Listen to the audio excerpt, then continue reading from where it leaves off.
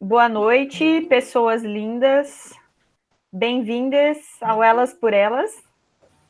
E é muito bom estar aqui com vocês essa noite. Essa noite a configuração mudou um pouquinho, eu vou explicar um pouco para vocês o que aconteceu com o nosso projeto. Então, como quem já tem acompanhado desde o primeiro encontro, esse projeto nasceu no meu coração e da Cris para a gente dar mais visibilidade a autoras. E acabou que a gente resolveu transformar ele num projeto de extensão mesmo da universidade, até para atender a demanda dos estudantes que precisam de carga horária, de um certificado e tal. Então, é por isso que eu estava testando aqueles links antes, que não deram certo, e que a Melissa testou agora o que deu certo. Então, o link que a Melissa mandou é o link que deu certo para poder fazer inscrição.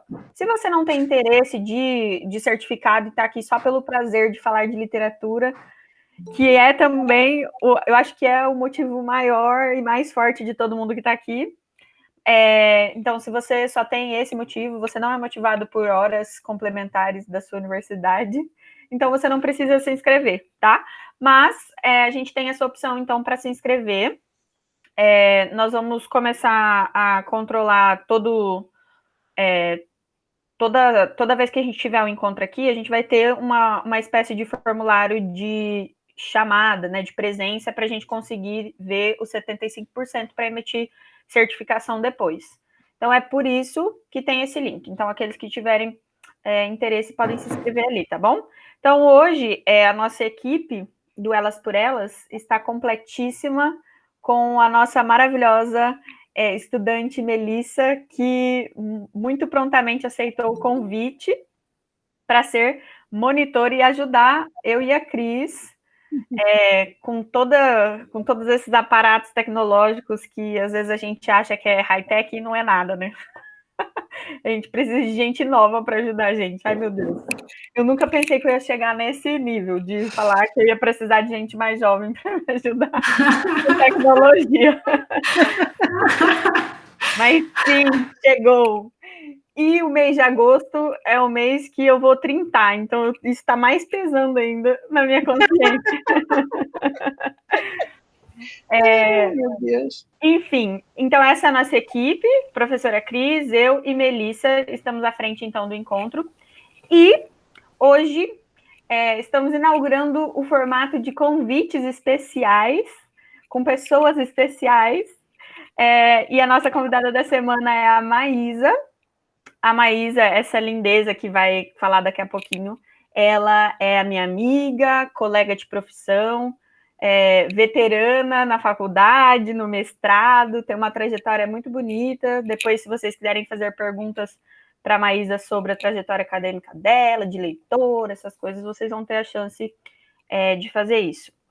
E ela tem mais beleza ainda, porque ela é lá do Mato Grosso do Sul, gente, minha conterrânea.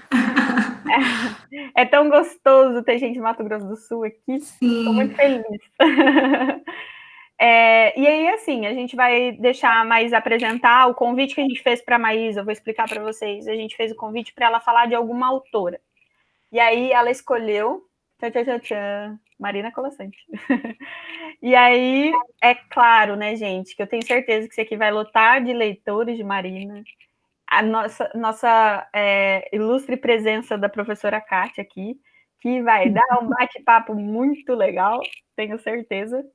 E aí, depois que a Maísa fizer a apresentação dela, a gente abre, então, para perguntas, né? Para a gente perguntar coisas e, enfim, como o bate-papo de sempre, para a gente sentir a vontade de falar sobre literatura. Não sei se a Cris quer falar alguma coisa antes da gente passar para a Maísa. Só vou cumprimentar a todos e a todas que entraram depois. E estou muito feliz de ver essa sala lotada de gente interessada em conversar sobre literatura e sobre Marina Colasanti.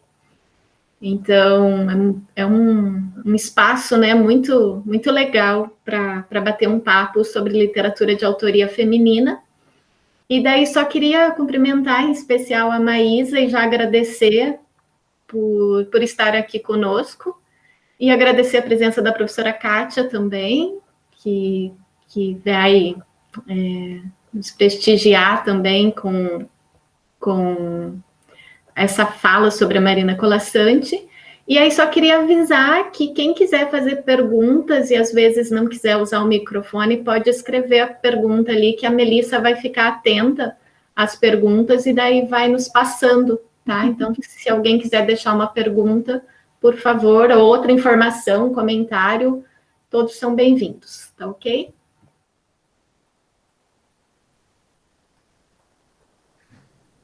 Então, agora é com a Maísa. Vai, Maísa. Vocês estão me ouvindo bem, gente? Tá tudo certinho? Se qualquer hora a internet der uma falhadinha, vocês me avisam, porque às vezes ela fica ruim aqui, e aí vocês me avisam.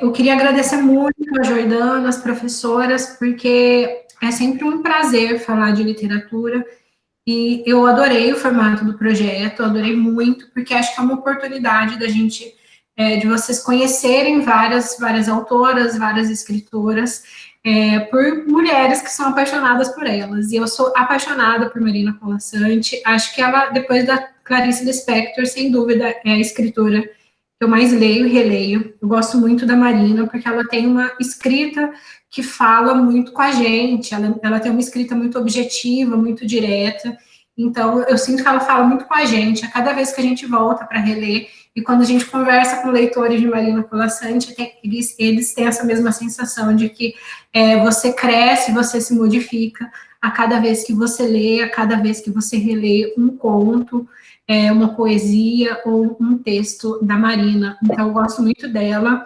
E, assim, a minha fala, ela vai ser permeada por vários textos. Eu pensei muito em como mudar essa fala, e pensando naquilo que a gente já estava falando antes, de que as lives, essa aula em formato virtual, as discussões em formato virtual, elas acabam por ser um pouco mais exaustivas. Eu pensei em fazer de uma maneira pautada na literatura da Marina mesmo. Então, em vários momentos eu vou cortar, e a gente vai ler um texto, vai ler um conto, vai ler uma crônica, vai ler uma poesia, para a gente sair daqui com um panorama da escrita da Marina Colasanti. Eu fiquei feliz que temos leitoras da Marina por aqui. Eu estruturei minha fala em 4 momentos. Eu vou falar um pouquinho da biografia dela, depois eu vou falar um pouquinho da relação dela com o feminismo. Acho que a Marina Colasanti, ela é uma escritora que ela não se abstém de discutir, de problematizar o feminismo e de dizer que se insere enquanto uma escritora, que a sua escrita, tanto a ficcional quanto a não ficcional, é pautada no feminismo e perpassa pelo feminismo. Então, vou falar um pouquinho da relação dela enquanto escritora e da sua literatura relacionada ao feminismo. Depois eu vou falar um pouquinho sobre os contos de fada dela. A Marina Colasanti, ela é uma escritora que escreve muito contos de fadas, tanto que um dos seus últimos livros foi esse daqui, que é o Mais de 100 Histórias Maravilhosas, que ela vai retomar toda a sua produção dos seus contos de fadas, e que foi em comemoração aos seus 80 anos. Então, é um livro muito bonito, porque retoma a sua trajetória de escritora de contos de fadas. Então, a gente fala um pouquinho dessa sua relação, e para finalizar, eu falo da manifestação do erotismo na escrita da Marina Colasanti. Então, quando a gente fala de uma escritora que pensa no feminismo, que se projeta enquanto uma escritora que considera o feminismo na sua produção, tanto a ficcional quanto a não ficcional, então o erotismo é uma dessas manifestações, e a gente vai falar um pouquinho dessa relação dela com o feminismo. Eu quero acentuar que a minha fala ela é marcada pela crítica feminista. No doutorado eu estudei crítica feminista, e quando eu analisei na minha tese a Marina Colasanti, foi pensando, foi por essa perspectiva, pela perspectiva do feminismo, da crítica feminista, mas é sempre importante demarcar que a escrita dela se expande e se estende muito para além da reflexão homem-mulher, dessas relações de poder, das relações entre mulheres. Então, ela aborda isso, mas aborda várias outras temáticas. Então, a escrita da Marina Colasanti é uma escrita que se volta para a problematização, para a reflexão do sujeito, seja do sujeito em relação a si próprio, como que o sujeito se entende, como que o sujeito elabora a si próprio a partir das suas relações sociais, a partir da sua cultura, a partir do seu lugar, como que esse sujeito convive com quais são os seus confrontos, quais são os seus conflitos em relação aos outros sujeitos, e fala, então, desse ser humano tentando se entender a partir do seu espaço, a partir do seu lugar social, a partir do seu lugar cultural. E a reflexão a respeito da condição da mulher, né, do espaço que a mulher ocupa, isso tudo entra como uma das temáticas caras e importantes à Marina Colasanti, mas ela se estende para além disso. As meninas já falaram, mas eu queria reforçar, sempre que vocês quiserem fazer pergunta, podem me interromper, seja no áudio, ou seja no chat, porque eu tenho a tendência a descambar, a falar sozinha. Então, sempre que vocês quiserem interromper, podem me interromper sem problema nenhum. Então, falar um pouquinho da trajetória dela. A Marina Colasanti nasceu em Asmara, que é a capital da Eritreia, que é um país que fica na África e fica ao lado da Etiópia, e é um país e os dois países, que são justamente os países mais pobres do mundo, a Eritreia e a Etiópia, eles ficaram muito tempo, acho que até a década de 90, eles tiveram muitos conflitos, tiveram muitas guerras, então, uma das razões pelas quais a família de Marina Colasanti saiu de Eritreia foram as guerras. Então, na sua primeira década de vida, Marina Colasanti vive como uma migrante junto à sua família. Primeiro ela se muda para a Grécia, depois ela vai para a Itália, e em 1948, deixa eu conferir aqui, em 1948, ela vem para o Brasil e permanece aqui. Então, ela nasce em 1937, ela migra para o Brasil em 1948 e fica aqui desde então, e aqui ela vai fazer sua carreira, vai fazer sua vida. Hoje ela está com 83 anos, e uma característica da Marina Colasanti, quando a gente vai acompanhando toda a sua trajetória de trabalho, a gente vai acompanhando a sua vida, é que ela foi uma mulher que sempre trabalhou muito. Então, a gente vai ler a biografia dela, ela fez muitas coisas, trabalhou na televisão, seja escrevendo para a televisão, seja apresentando programas culturais, trabalhou em jornais, seja nos bastidores, seja escrevendo textos jornalísticos. Então, Marina Colasanti se caracterizou por fazer muitas coisas ao mesmo tempo ali. Quando a gente pega, especialmente na década de 70 e na década de 80, a gente vai percebendo que ela sempre estava fazendo muita coisa, e entre essas coisas ela estava escrevendo. Ela é formada em artes plásticas e ela tem como eu já falei, ela tem uma atuação em várias áreas. E hoje, aos 83 anos, ela ainda é extremamente atuante. Quem segue ela nas redes sociais, no Instagram, vai perceber que a Marina, agora, em tempos de pandemia, por exemplo, ela está sempre participando de lives, ela vai participar de eventos virtuais, então ela está sempre tentando e buscando chegar no seu público, estar com o seu público. Hoje mesmo eu estava vendo que ela vai participar de uma live que vai ter num canal do YouTube, então ela é sempre caracterizada por essa movência, ela está sempre fazendo, está sempre realizando, ainda escreve muito, né? Antes da pandemia, ela estava sempre viajando, indo para eventos, indo para palestras, para encontros de leitores. Então, a Marina Colasanti, ela se caracteriza por ser essa pessoa maravilhosa que está sempre buscando os seus leitores, se encontrar com os seus leitores. Como eu falei, eu vou marcar minha fala por vários textos da Marina, e eu queria começar com um que é o mais famoso, que não sei se é o mais famoso, mas é que é um que está sempre lido aí pelas redes sociais. Eu sempre vejo alguém compartilhando no Facebook. Eu vou tentar compartilhar uma janela aqui com vocês, porque eu tenho dificuldade só com ouvir, então sempre que eu vou ler, pensando na minha dificuldade, eu sempre compartilho para quem é mais visual. Vocês estão conseguindo ver a segunda tela aí? Está escrito eu sei, mas não devia. Então, esse texto é um dos mais bonitos, é uma crônica, uma reflexão sobre o cotidiano, e ele tem várias leituras que eu sempre vejo no Facebook alguém fazendo uma leitura dele. Não sei se vocês já viram, eu sei, mas não devia.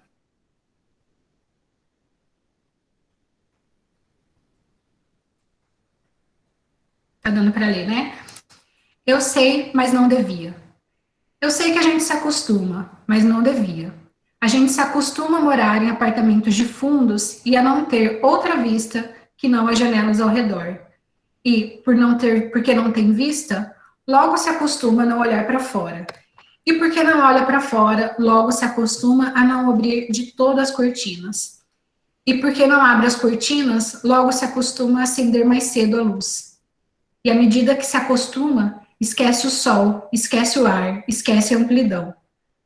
A gente se acostuma a acordar de manhã sobressaltado porque está na hora, a tomar o café correndo porque está atrasado, a ler o jornal no ônibus porque não pode perder tempo da viagem, a comer sanduíche porque não dá para almoçar, a sair do trabalho porque já é noite, a cochilar no ônibus porque está cansado, a deitar cedo e dormir pesado sem ter vivido o dia.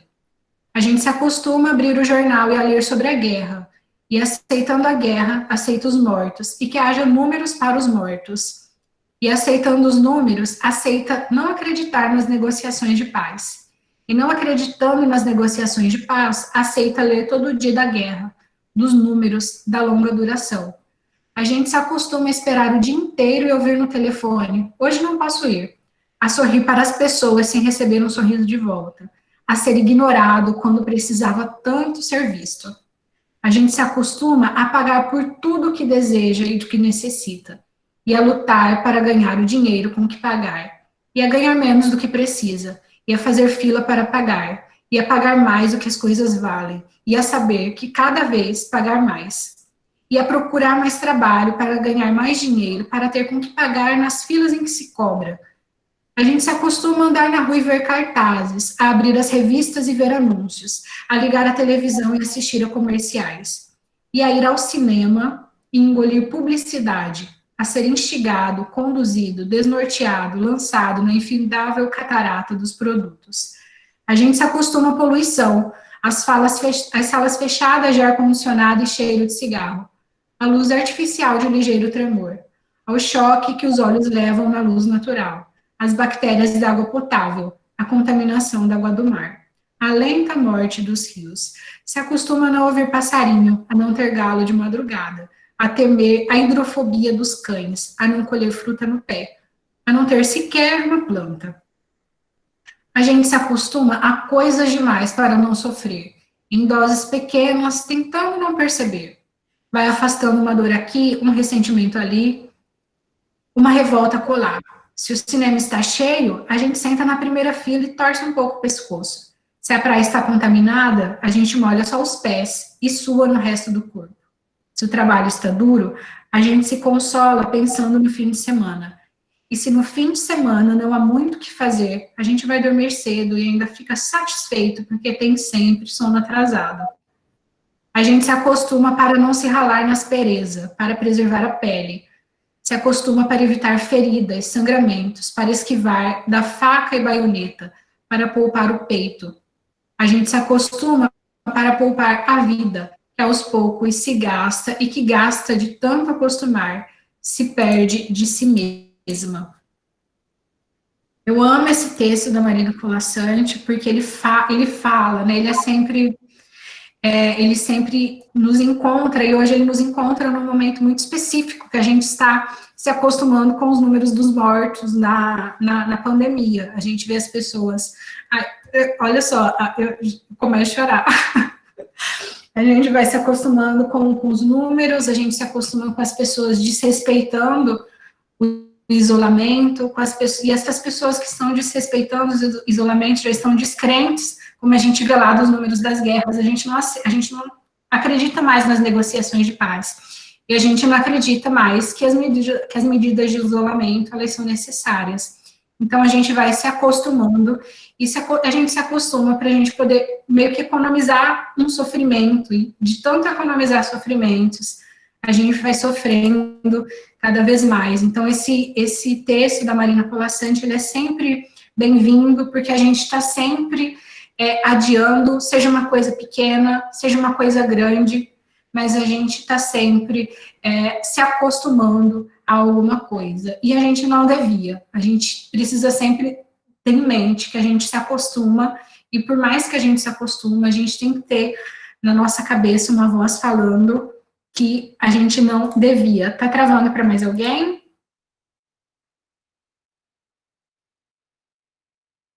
Não, Maísa, tá tudo bem, né, por aqui. Posso interromper um pouquinho, Maísa? Claro. Por coincidência, eu enviei esse texto para a Jordana, porque é o texto da Marina que eu mais gosto também. Enviei hoje para a Ariane, para uma aluna nossa, e ela comentou da moça Tecelã, que é um conto bastante conhecido, bastante lido, já bastante estudado da Marina. E aí eu mandei esse texto para ela e falei, olha, leia esse, porque, assim, para mim é um texto que me pega de jeito, né? Porque meio que ele quase me põe assim um dedo na cara. Olha, você não, meio que imperativo quase, né? Olha, você não deveria se acostumar com essas coisas, mas a gente se acostuma, e como que isso vai nos fazendo mal ao longo dos anos, ao longo da vida. E esse texto em especial, né, você falou da característica do feminino, que é um tema muito recorrente, muito presente na produção toda literária da Marina, e esse em especial foge dessa temática do feminino, porque ele é um texto mais existencialista, né, um texto mais humano. E você lendo aí, e eu relendo quando eu enviei para a Jordana, como ele é atual hoje, né? Você falou da relação com a pandemia. É assustadoramente atual. É assustador. De vez em quando eu releio, ou ele aparece no Facebook lido por alguém, e eu sempre penso, como você falou, eu sempre penso numa questão, olha só quanta coisa que eu vou evitando para ir me acostumando, para evitar um enfrentamento, para evitar alguma coisa que precisa ser modificada. Mas quando eu li hoje, lembrei imediatamente de como a gente está num momento caótico e a gente está se acostumando, cada um à sua maneira, né? Alguns se acostumando demais, mas como a gente está precisando, como as pessoas estão se acostumando, seja pelo descumprimento das regras do isolamento, seja se acostumando com as estatísticas, com as pessoas que vão virando números. Ali ela fala da guerra, mas agora a gente vive uma outra guerra, a gente vê as estatísticas e a gente fica chocado e fica agredido pela estatística, mas ao mesmo tempo, para muitas pessoas, isso vai virando só um número que vai crescendo, e esse número não tem cara, essa pessoa que está ali constituindo um número, ela não é o amor de alguém, não é o afeto de alguém, não é a família de alguém. Então, a gente precisa parar de se acostumar, e a gente precisa não se acostumar, por mais que ele seja doloroso, mas é isso que nos mantém enquanto sujeitos que conseguem olhar para as diferentes realidades, seja as individuais, sejam essas problemáticas sociais, de uma forma mais humana. Então, a gente começa com esse texto maravilhoso, para falar dessa potência que é a Marina Colasanti, que todo o texto dela é atravessado por essa reflexão, seja a respeito do sujeito em relação a si próprio, de como que esse sujeito funciona, se elabora, se reelabora, a partir da sua sociedade, a partir da sua cultura. Então, queria também falar uma coisinha só, é que essa crônica, essa é uma crônica, né, da Marina, e as crônicas dela têm um tom mesmo diferente, né? Não sei se vocês estão acompanhando, toda quinta-feira a Marina tem publicado uma crônica. E as crônicas dela são sempre uma reflexão sobre o nosso cotidiano, assim, mais imediato, né? Sobre aquilo que a gente está vivendo mesmo. São muito interessantes, e elas têm esse tom um tanto diferente dos outros textos dela, principalmente dos contos de fadas, os textos mais envolvidos com o feminismo. Que aí ela não aborda a mulher, né? Ela aborda o social, ela aborda a situação do sujeito, né? Sim, eu separei uma crônica de quinta para a gente ler daqui a pouquinho, porque acho que tão importante quanto a escrita ficcional é a escrita não ficcional dela, e eu sempre fico em mente o fato que hoje ela está com 83 anos, e ela não se abstém, né, de discutir, de problematizar, de enfrentar por meio de uma linguagem que nos coloca para pensar, uma linguagem, mesmo nos textos não ficcionais, uma linguagem poética, metafórica. Ela faz em setembro, 83, né? Chegando.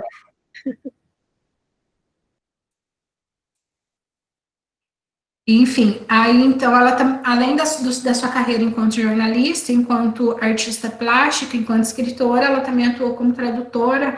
Ela traduziu As Aventuras de Pinóquio, tem uma tradução dela de Alice no País das Maravilhas, e o último que ela traduziu foi Imagine, do John Lennon.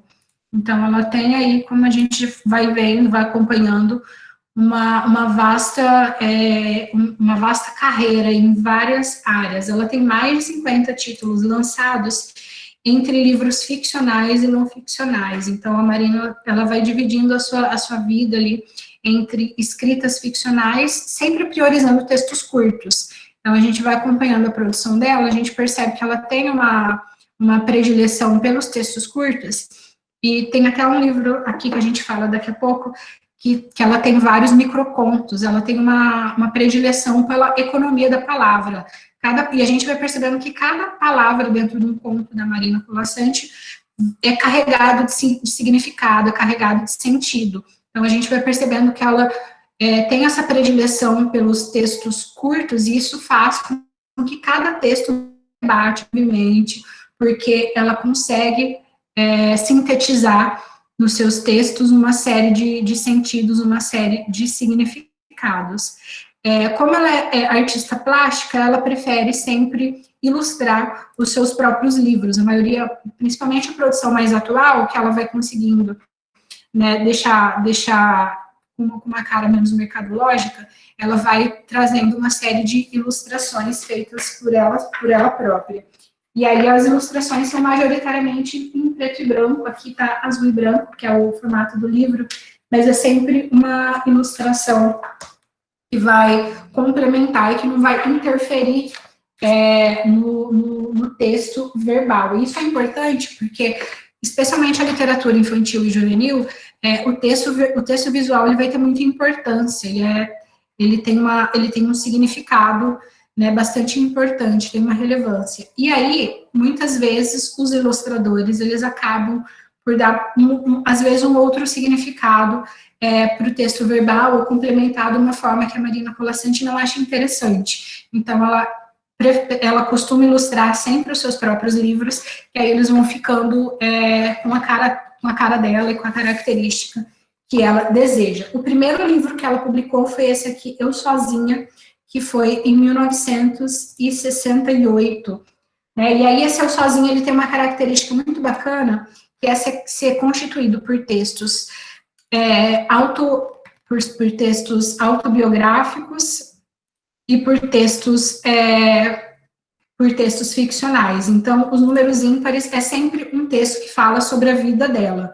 Né? Então, vai nos números ímpares um texto sobre a vida dela, e aí vai ao longo dos textos, eles vão acompanhando a vida dela linearmente, começa ali lá na juventude dela, e vai progredindo, e aí os textos não ficcionais que vai refletindo sobre alguma temática que ela deseja. E é muito interessante acompanhar esse movimento, né? Então, a gente vai para a vida dela, e a gente sai e vai para uma reflexão dela a respeito de algum tema. Eu vou ler só o primeiro, o primeiro texto aqui, e aí, em relação a gênero, muitos pesquisadores classificam os textos aqui do Eu Sozinha como crônica, mas a Marina já disse que não gosta que se chame de crônica, deste livro especificamente, porque ela diz que o gênero é diferente, que a estrutura é diferente. E a Marina, ela é muito preocupada com a questão textual, com a questão estrutural, então ela por mais que neste livro especificamente se diga que são crônicas, ela não gosta de classificá-los assim. Então, a gente abre agora para ler o primeiro. Jamais hei de saber a imagem... e esse não tem para compartilhar, tá, gente? Por isso que eu não vou compartilhar a tela. Jamais hei de saber a imagem que os outros têm de mim. Eu me conheço dos espelhos, das fotografias, dos reflexos, quando meus olhos param para se olhar e a diferença de ângulos impede criar uma dimensão real. Não sei os movimentos do meu rosto. Nunca me vi pela primeira vez. Tenho de mim mesma uma ideia pré-concebida que alia o espírito aos traços fisionômicos e ao desejo de uma outra beleza. Criei assim uma pessoa invisível, mais real para mim do que qualquer outra. Dessa pessoa eu gosto. E talvez, por saber-me sua única amiga, ela me enternece profundamente. Vejo um rosto oval, de maçãs altas, a linha fácil e cheia descendo até o queixo redondo, com uma doçura infantil. Os olhos grandes, plantados com sabedoria. São verdes, compridos, muito separados. Toda vez que alguém busca em mim algo a elogiar, apega-se aos olhos. E ficou-me convencionado de que tenho os olhos bonitos. Entre eles, ocupando mais espaço do que estritamente necessário, meu nariz é elemento básico para manter viva a ilusão de que, no dia em que resolver ficar bonita, será suficiente operá-lo. A boca, desenhada em redondos, tem o lábio superior pequeno e o de baixo cheio. Divide-se nítida em luz e sombra, e somente os cantos virados para baixo a diferenciam de minha boca de menina. Ao redor da cabeça pequena, sinto o cabelo despenteado. Curto, descem vírgulas sobre a testa, diante das orelhas e na nuca, deixando-me livre o pescoço. Sempre tive a impressão de um pescoço gracioso e longo, impressão provavelmente devida à magreza com que surge dos ombros, preso por tendões fortes, como se fosse um esforço erguer-se entre as omoplatas. Vejo um corpo de garoto, os ossos largos e aparentes, confirmando a boa estrutura. Nos meus braços, o sol desenha veias e músculos. As costas são mais estreitas do que deveriam. Os seios, promessa nunca concretizada. A cintura pequena. Nos quadris e nas pernas, uma capacidade de força não solicitada. As mãos prendem-se ao punho sem hesitação. A palma é larga, os dedos fortes, os pés são de pedra. Quando eu me olho nas vitrines de soslaio, tenho passo seguro. Ando sempre rápida. Um pouco por pressa, um pouco pelo prazer físico de sentir o corpo em ação, obediente e jovem. Gosto de andar e o faço com cuidado, sentindo o balanço e o apoio, prestando atenção. Tenho muito amor a meus gestos, quase não pisco. Às vezes, a intensidade com que o olho, querendo ver, dói-me nas têmporas. Quando estou sozinha, nunca sorrio, mas sorrio muito, com prazer e consciência, quando em companhia. Quisera ser mais frágil do que sou, e me orgulho da minha força. Meu rosto é antigo, ninguém mais moderno. Jovem, tenho em mim toda a velhice. A resistência me assusta. A liberdade me pesa. Não quero ser livre. Gostaria de ser como os outros me veem, ou como os outros me vissem como sou. Haveria, sim, uma única pessoa. Então, esse é o texto que é o seu publicado em livro, e ele é uma observação dela em relação ao seu próprio corpo. E é muito gostoso ler esse texto, justamente porque ela vai detalhando cada detalhe do seu corpo, do jeito que ela se movimenta, do jeito que ela se comporta quando está sozinha. Então, o eu sozinha, como a gente viu ali nos números ímpares, ela vai trazendo toda uma reflexão sobre a vida, de quando ela saiu da África, dela criança ainda, não entendendo todas aquelas guerras que aconteciam, e dela precisando se mudar. Então, é um texto muito gostoso para a gente conhecer um pouco mais de como ela se vê. E é sempre muito mais gostoso a gente se olhar pelo olhar dela, justamente porque ela tem esse olhar tão delicado, tão poético em relação às coisas, em relação a si própria, do que quando a gente vê uma biografia enumerando dados, enumerando elementos. Então, quem quer conhecer um pouquinho mais sobre ela, eu indico muito ler o Eu Sozinha, porque a gente vai vendo que ela consegue transformar em poesia até um olhar no espelho. Ela escreve, então, como a gente já falou, textos curtos prioritariamente, tem uma vasta produção de contos de fadas, e ela tem também, como os textos de Eu Sozinha, textos que ela não gosta de enquadrar e de classificar em nenhum gênero textual. Ela é bastante premiada, ela é uma escritora com muitos prêmios, sua obra é muito premiada, e desde 1980, quando ela começa a publicar seus primeiros livros, então ela escreve Eu Sozinha, e depois, principalmente, no final da década de 70, início da década de 80, ela publica bastante coisa, e ela é muito publicada. Como ela escreve bastante para a infância e para a juventude, ela também tem a maioria dos seus prêmios ali são voltados para a sua produção literária infantil e juvenil. Então, ela vai ter vários prêmios Jabutis, vários Finiliges, enfim. E aí, como a gente já falou também, ela é bastante atuante, né? Ela, seja escrevendo, seja participando de palestras, seja participando de eventos, ela está sempre produzindo. Como a professora já retomou, ela tem uma produção também nas Crônicas de Quinta, que fica no site dela, para quem quiser conhecer. Então, ela publica sempre, toda quinta-feira, ela tem uma crônica de quinta, que é uma reflexão dela sobre coisas extremamente variadas, sobre um fato político, sobre algum acontecimento da semana, sobre algo que chamou a atenção, né? Então, ela vai refletindo e vai escrevendo textos sempre carregados de poesia, ela vai escrevendo constantemente. Um que eu tirei para a gente ler junto, para a gente conhecendo um pouco dessa produção não ficcional dela, é esse que foi publicado em 12 de dezembro de 2019, que se chama Em Terra Plana. E ali no Em Terra Plana ela fala: tenho pensado muito na teoria da Terra plana e confio nela plenamente. Se em algum momento chegou a ser esférica, há de ter sido transformada por ações satanistas de Elvis Presley e dos Beatles, a mando da CIA, de Moscou ou de Adorno. A primeira convenção da Terra plana foi realizada recentemente em São Paulo. Os conferencistas não rabiscaram fórmulas enganosas em quadro negro. Não vieram armados de falsos documentos científicos ou de montagens fotográficas feitas em estúdios de efeitos especiais. Mas todos estavam ungidos de verdade, e um havia falado diretamente com Deus, produtor único do mundo. Olho o céu à noite e vejo um domo cheio de estrelas. Não sei de que é feito esse domo. E me pergunto se as estrelas com iluminação própria estão pescagadas nele, se são pintadas como na concha acústica inaugurada junto com o piscinão de Ramos e como ele abandonada. Ou se são furos por onde passa a luz de um sol sempre aceso atrás do domo.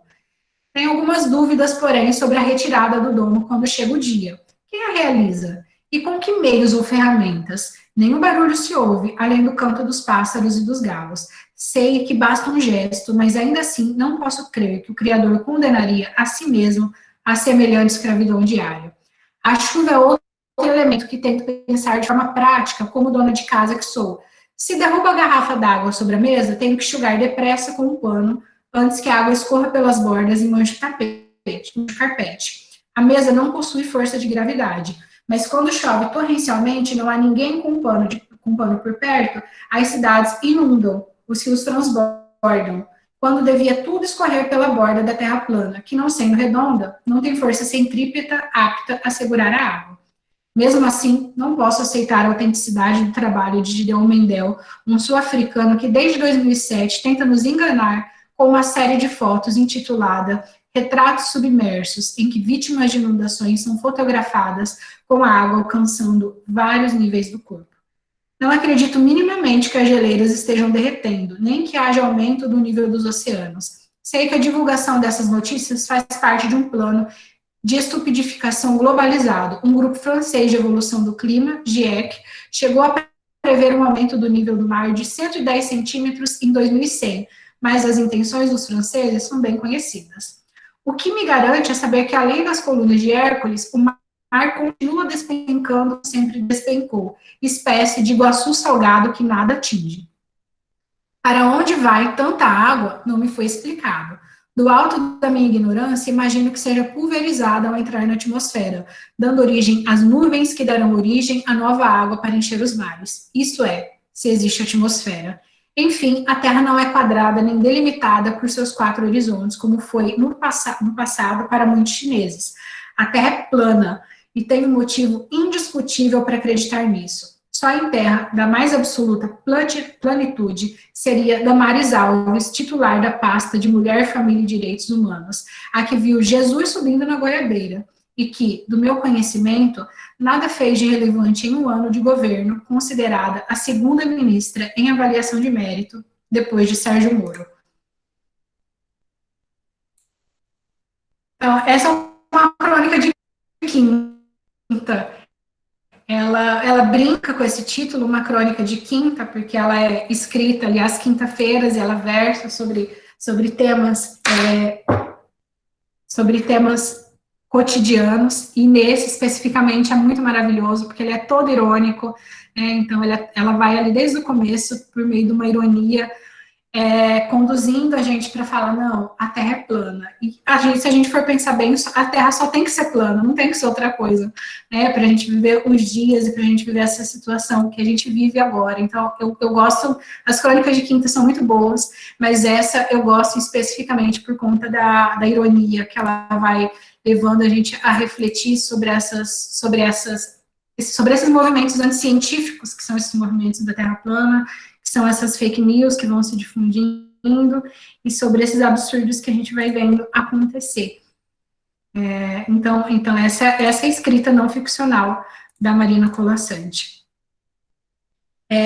Então, a gente passou um pouquinho aí por sua biografia, conheceu um pouquinho sobre ela, e agora a gente fala sobre a relação dela com o feminismo. Então, a Marina Colasanti, ela tem uma reflexão a respeito do feminismo que se estende para além dos seus textos literários, e principalmente na produção dela, que acontece ali na passagem da década de 70 para a década de 80, ela publica alguns livros não ficcionais, um deles é esse aqui, que é A Nova Mulher, né? Então, ela vai escrevendo escreve alguns livros não ficcionais a respeito da condição da mulher, e esses textos, ele tem uma origem muito bacana, que foram textos que ela escreveu, que ela reúne a partir de respostas que ela dava para leitoras da Revista Nova. Então, ela escrevia semanalmente para a Revista Nova, e a partir das indagações dessas leitoras, ela ia constituindo reflexões a respeito principalmente da condição da mulher, da relação entre as mulheres, dessas relações de poder. Então, ela vai constituindo vários textos nos quais ela vai refletindo e pensando acerca da condição da mulher ali no final da década de 70 para a década de 80. É importante a gente pensar sobre essa produção não ficcional dela, escrita nesse período, porque é um momento que a gente vivia mais ou menos ali a segunda onda do feminismo. Então, o feminismo estava começando, né, na sua segunda onda aqui no Brasil, e era o feminismo de segunda onda que teve uma característica muito importante, que foi acontecer num momento de repressão política. Então, a gente estava ali na ditadura militar ou civil-militar para alguns, mas ali, esse feminismo acontece nesse momento ali, a gente vive um momento político repressivo, e a Marina Colasanti, nessas cartas para leitoras, ela consegue constituir uma série de reflexões feministas, pensando em como dialogar com as relações das mulheres, as relações de poder nesse momento. E aí, a Margareth Hago, ela vai falar no Aventura de Contar-se, Feminismo, Escrita de Si, Invenções da Subjetividade, que o feminismo, nesse período aqui no Brasil, ele começava a beber no Foucault, ali no Vigiar e Punir. Então, ela vai dizer que, nesse momento, ali da passagem da década de 70 para a década de 80, a gente estava refletindo, alguns grupos feministas estavam refletindo a respeito do fato de que as relações de poder, ela não era necessariamente instituída num só lugar, ela acontecia por meio de uma série de rede de relações produtivas, como a Margareth Hago vai falar, e aí o feminismo acabou que bebeu nessa teoria e reflete a respeito disso, e aí tem um momento de um texto aqui da Marina Colasanti, que é muito isso, e ela fala sobre o fato de que a mulher, ela ouve uma série de fatos, né, ali em boca fechada não entra mosca, quando um burro fala, o outro abaixa a orelha, então ela vai dizer que isso é muito reflexo dessas relações de poder. Olha, eu posso falar, você não pode falar, eu falo, você silencia, a conversa não chegou na cozinha. Então, todas essas frases, elas são exemplos dessas relações de poder que as mulheres estavam nesse momento começando a questionar a partir do momento que começa a tratar todas essas reflexões que eram pessoais e começa a politizar essas reflexões. Tanto que a gente vai ter a frase célebre, né, o pessoal é político. Então, a partir do momento que começa a se problematizar essas vivências particulares, essas vivências individuais, e elas começam a ser politizadas, as mulheres começam a perceber como que funcionava esse poder. Então, esse poder ele não estava num lugar, ele não estava numa instituição, mas ele estava atravessado e ele estava presente nas relações cotidianas, nas relações entre mulheres, nas relações de homens e mulheres. E aí ela vai dizer que a mulher ela é uma das vítimas da repressão da fala. Então ela fala, há muitos donos do poder são os homens, e como tais, há muitos são donos do direito do falar. Então pensa só, os homens eles não são só os donos do poder, né, da fala, eles são donos há muito tempo. Então, obviamente, a mulher ela costuma silenciar. Então ela vai dizer que a mulher, mesmo quando ela está num ambiente em que ela tem conhecimento, ela vai se sentir nervosa, ela vai se perceber nervosa, ela vai se perceber inquieta para compartilhar o seu conhecimento, porque ela está acostumada a silenciar há tanto tempo, e a Marina Colasanti fala, de onde que vem esse medo? Ele não é explicado somente por timidez, não é somente timidez que explica esse medo que a gente sente quando alguém chama a gente para compartilhar a nossa opinião, quando alguém pergunta algo que a gente tem um conhecimento e que advém aí de todas essas relações de poder. Aí ela fala das crianças, tiraram esse direito às crianças, criança não fala, não responde os pais, não fala em lugares públicos, não fala quando os adultos estão falando. Tiraram esse direito aos escravos, empregados, classes inferiores. Quem está abaixo não fala. Pode permitir-se um sim senhor, não senhor. No mais, deverá responder apenas quando lhe for dirigida a palavra. Mulher não fala porque supostamente não tem assunto. E não tem assunto porque vive em casa e não sabe das coisas. E quem não sabe das coisas tem mais a que ficar em casa. E quem vive em casa não tem assunto e não pode participar das conversas. E aí, a Marina, nesses textos, né, que ela escreve ali na passagem da década de 70 para a década de 80, ela vai trazendo todas essas reflexões que estavam começando a acontecer. Então, ela tem uma importância muito grande para isso, para essa movimentação do feminismo na literatura, em especial na literatura juvenil. A Marina Colasanti, ela vai ser a primeira escritora que escreve um livro de literatura juvenil que é premiado e que não reproduz essas relações de poder. Então, se a gente olha nos dados da Finilige e do Jabuti, que eram os prêmios que existiam para a literatura juvenil naquela época, a gente vai perceber que até Marina Colasanti, até ali Uma Ideia Toda Azul, em 1979, todos os textos anteriores falavam da menina apaixonadinha, da menina que estava vivendo seus dilemas ali com o menino que ela gostava, que não dava tanta atenção para ela. Então, chega a Marina Colasanti, lança Uma Ideia Toda Azul, que é um texto que ela dirige para a juventude, mas que traz uma série de reflexões dessas relações de poder. Então, Uma Ideia Toda Azul, ele vai falar de várias relações de poder. Tem 2 contos, por exemplo, que tem a figura de um rei, que está ali lidando com o seu reino, e tem vários textos que vão falar sobre a condição da mulher, mas ela tem essa importância, que é de inaugurar ali na literatura juvenil, um movimento de ressignificação de como que essa mulher, como que essa menina, como que a adolescente é representada.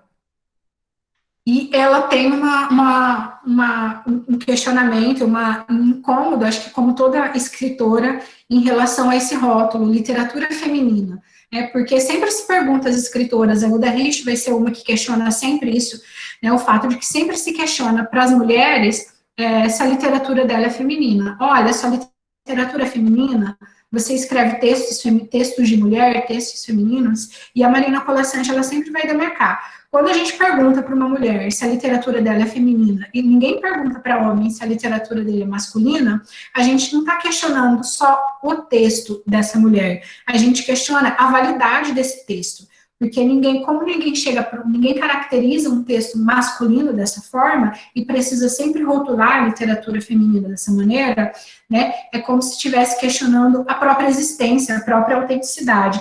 A Marina, que escreve textos infantis e juvenis, ela vai se deparar com outro questionamento. Você escreve por conta dos seus filhos? Você escreve para ler para os seus netos? Então, é como se tentasse retornar a mulher, e mesmo mulher escritora, mesmo mulher altamente premiada, é como se tentasse retorná-la sempre para aquele ambiente doméstico, para aquele ambiente da casa, para aquele ambiente de cuidado doméstico. Então, é como se ela escreve contos de fadas, porque mais ela escreveria contos de fadas? Para ler para os netos. Então, ela vai sempre se opor a isso, e ela vai sempre questionar esses rótulos, porque eles, obviamente, limitam a escrita da mulher. E ela escreve contos de fadas entre várias razões. Ela escreve porque a gente nunca perde essa necessidade de aconselhamento. Então, Walter Benjamin falava, né, sobre a necessidade, sobre a importância dos contos de fadas em cambiar experiências, em divulgar experiências. Então, ela vai falar que nem o adolescente, nem o adulto, e nem passado tanto tempo lá dos primeiros textos publicados, do Perrault, dos irmãos Green, ela fala que mesmo decorrido tanto tempo, a gente ainda não perde essa necessidade de dialogar experiências, a gente ainda tem medos, a gente ainda tem fantasia, a gente ainda tem uma realidade que a gente precisa entender, e muitas vezes a gente busca isso no que escapa da realidade, mas ela diz que essas realidades muda a realidade, precisam mudar as relações de poder, e por conta dessa modificação, ela altera de forma muito significativa os seus contos de fadas. Uma característica que eu gosto bastante é o fato de que nem todos eles, nem os textos para adolescentes, ali, eles vão ter um final feliz. Então, uma adequação que os contos de fadas sofreu foi a inserção de um final feliz, ali, de um final que desse uma resolução positiva para as personagens. E a Marina Colasanti, ela tira isso de boa parte dos seus contos de fadas. Então, ela mostra que nem sempre vai haver um final feliz, nem sempre vai haver uma resolução satisfatória para os personagens. Então, os seus contos de fadas, ele mantém essa ideia, essa necessidade de trocar, de cambiar experiências, mas ela vai, na maior parte dos seus contos de fadas, ela vai estar enfrentando, estar questionando essas relações de poder, ou um olhar para si, no entendimento da própria personagem em relação a essas relações de poder. Um que eu gosto bastante é o que eu tirei de Uma Ideia Toda Azul, que foi seu primeiro livro de contos de fadas publicados. Deixa eu ver aqui.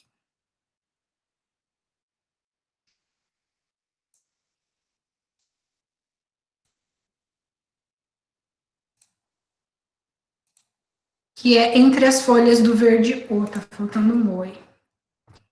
Esse aqui é um dos meus preferidos. Entre as Folhas do Verde O.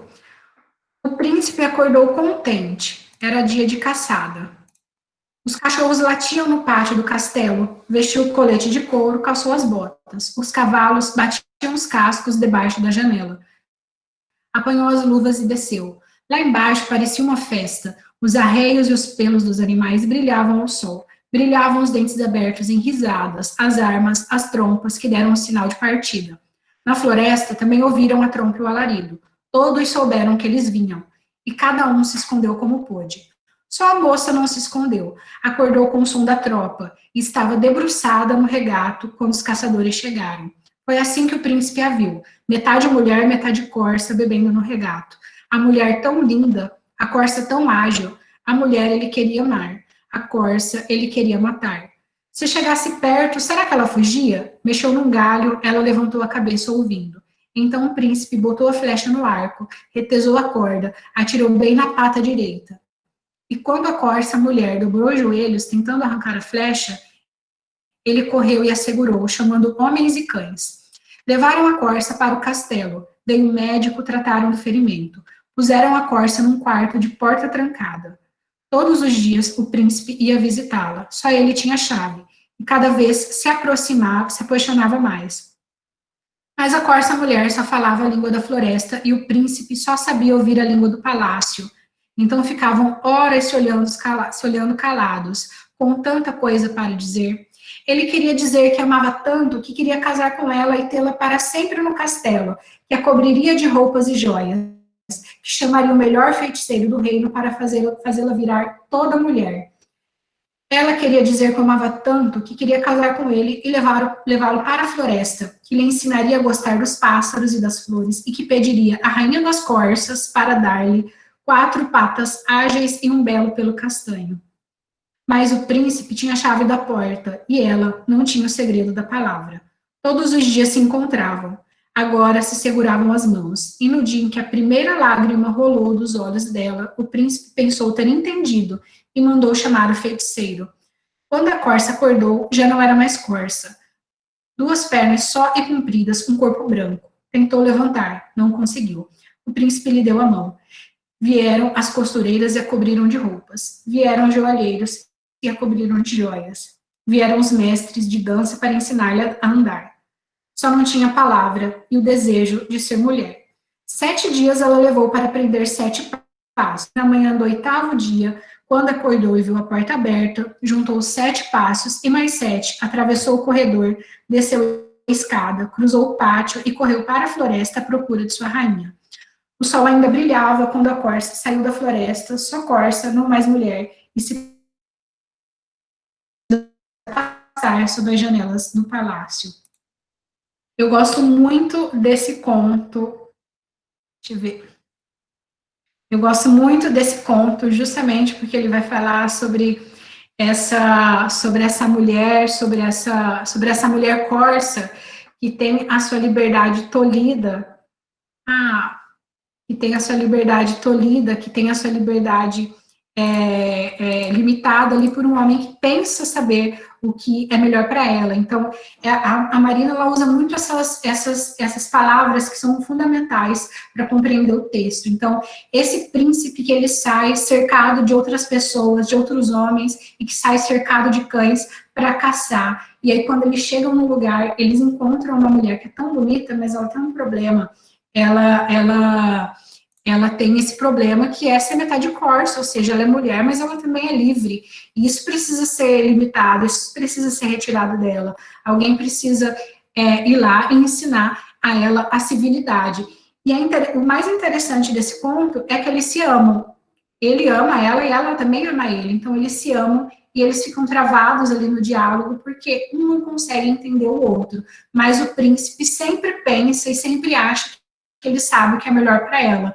Então, ele tenta inseri-la nesse mundo de civilidade, e aí, quando ela foge, ela já abandona, ela já não precisa mais dessa parte domesticada, se agora ela pode ser completamente corsa, ser completamente livre. E essa figura da rainha-mãe, né, como se fosse uma espécie de deusa, né, ela é substituída por uma figura feminina especificamente, e é justamente essa figura feminina que dá a bênção e que fala, não, agora você vai ser completamente corsa, você não é mais mulher. Então, eu gosto muito desse conto e dessa característica de outros contos da Marina nessa perspectiva, quando colocam essas mulheres para enfrentarem, mesmo que em silêncio, né? Então, a gente vai perceber em outros contos, mesmo que em silêncio, essas mulheres enfrentando, essas mulheres transgredindo e essas mulheres decidindo o que é melhor para si, mesmo que não necessariamente elas precisam questionar esse poder masculino, esse poder patriarcal que está posto ali. Isso aí a gente vê bem também entre a espada e a rosa, né? Essa dualidade do feminino, que na hora que ela precisa, né, ela é a guerreira, e quando ela está apaixonada, ela é aquela mulher terna. Bem interessante, eu gosto muito dessa dualidade dela. E sempre vinculado com a natureza ali, né? Essa busca pela natureza, essa retomada de como se essa mulher, para ela abandonar poder, para ela abandonar essa série de limitações, ela precisa, de certa forma, tentar se afastar dessa civilidade imposta que a gente vê o príncipe tentando impor. Para ela ser boa, para ela ser uma mulher completa, ela precisa se adequar a esse universo do palácio e negar aquele universo da natureza, negar aquele lugar que aprende a sua natureza e a sua natureza feminina. Falamos agora de Marina e sua escrita erótica. A Marina Colasanti, ela vai retomar em vários momentos, em boa parte de sua produção, uma escrita erótica, e isso vai se revelar de várias formas, seja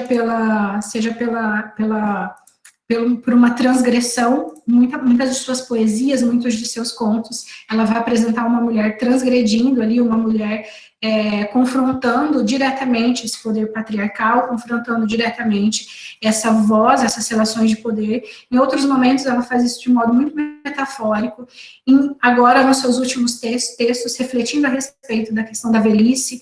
Então, o aspecto do erotismo está sempre voltado, está sempre presente ali na escrita da Marina Colasanti. De onde que vem, só para a gente retomar um pouquinho, de onde que vem essa ideia do erótico? O erótico, ele é como se fosse um desejo de continuidade. Então, a gente vai ter o ato sexual, que é né, como Bataille vai dizer, que é o filósofo que reflete a respeito da questão do erotismo, que é o ato em si, e a gente vai ter tudo que permeia esse ato sexual, e tudo isso são atos eróticos, né? Então, quando a gente fala do erotismo, a gente fala sempre de um desejo de continuidade. Quando a gente procura o outro, quando a gente manifesta um desejo em relação ao outro, é como se fosse um desejo por continuidade. E esse desejo de continuidade, ele é necessário justamente porque nós somos sozinhos. Então, a gente é sozinho, e quando a gente busca uma manifestação erótica no outro, a gente manifesta também um desejo de continuidade. O Bataille, ele vai dizer: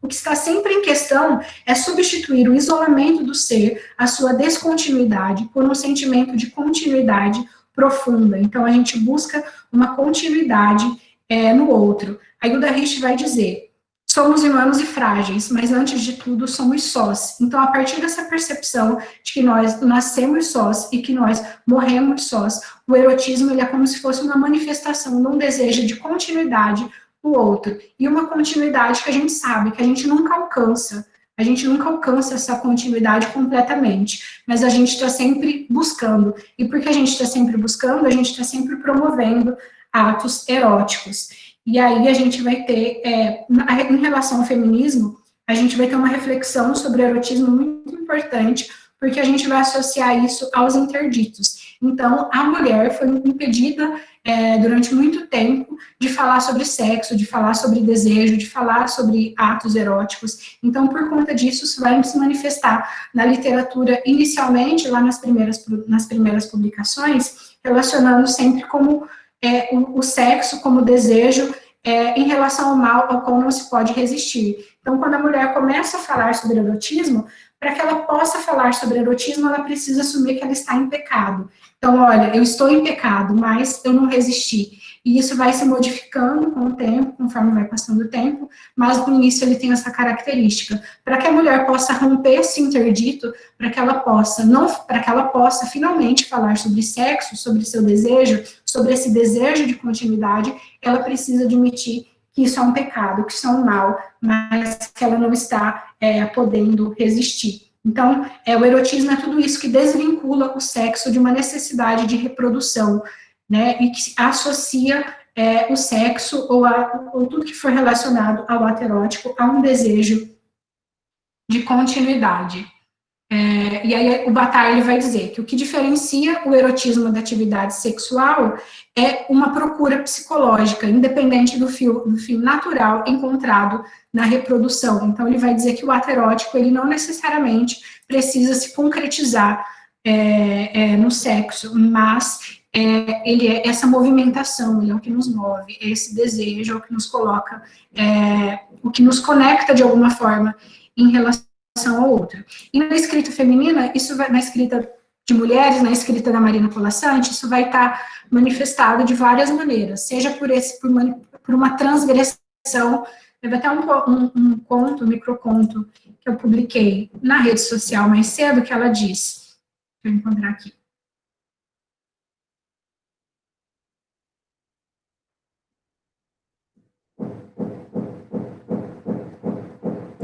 Não achei, que ela vai dizer, que a mulher vai falar, achava cedo demais ter relações sexuais com ele no primeiro encontro, teve antes. Então, esse teve antes, ele quebra uma expectativa ali da mulher, né, mas como assim eu vou ter relação sexual com ele no primeiro encontro? Então, ela precisa se preocupar com essa imagem. Então, o que ela faz? Ela tem a relação sexual antes do primeiro encontro. Então, muitos dos contos dos seus textos vão manifestar essa transgressão, em outros ela vai falar desse desejo pelo sujeito ali, desse desejo pelo homem amado.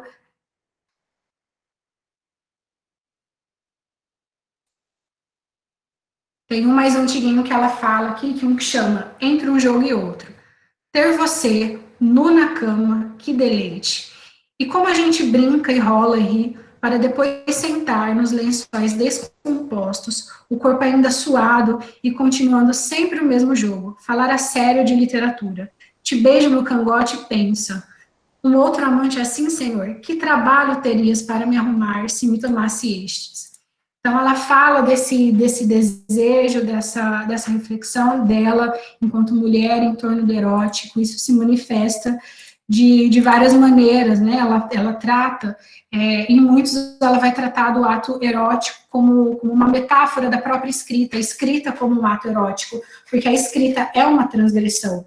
Então, se para a mulher falar de sexo é uma transgressão, escrever para a mulher também é uma transgressão. Então, para a mulher, a escrita também é um ato erótico, porque também coloca essa mulher, essa escritora, essa personagem, a narradora, em contato com o outro, em continuidade em relação ao outro.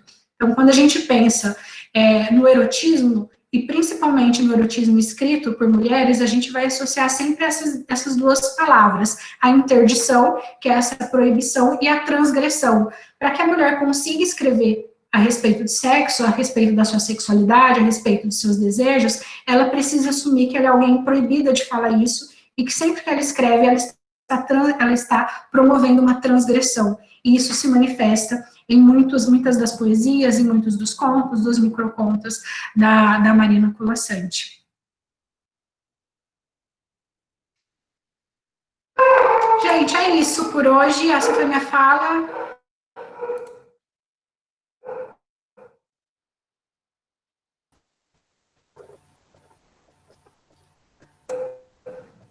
Nossa, Maísa, acho que está todo mundo aqui encantado com a sua fala, com os exemplos desses textos maravilhosos da Marina.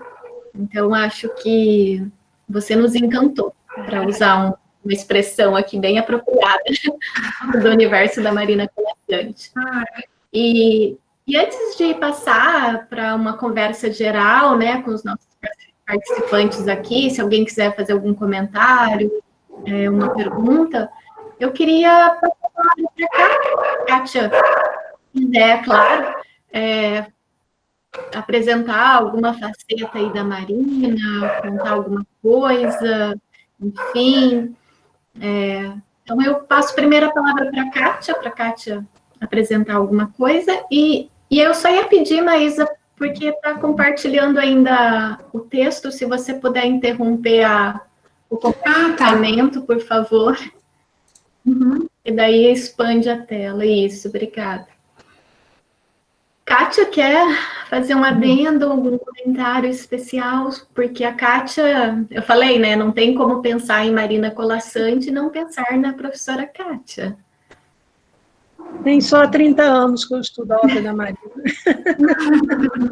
Então, mas é muito interessante porque você vê, né, o que é uma grande autora. Ela fez um recorte pela crítica feminista, né, e pegou a literatura dela não ficcional e tal, e eu faço, né, um trabalho de investigação muito grande na literatura infanto-juvenil dela, né? Então, os contos, toda a minha dissertação de mestrado foi sobre Amazé, Onde Vai Você?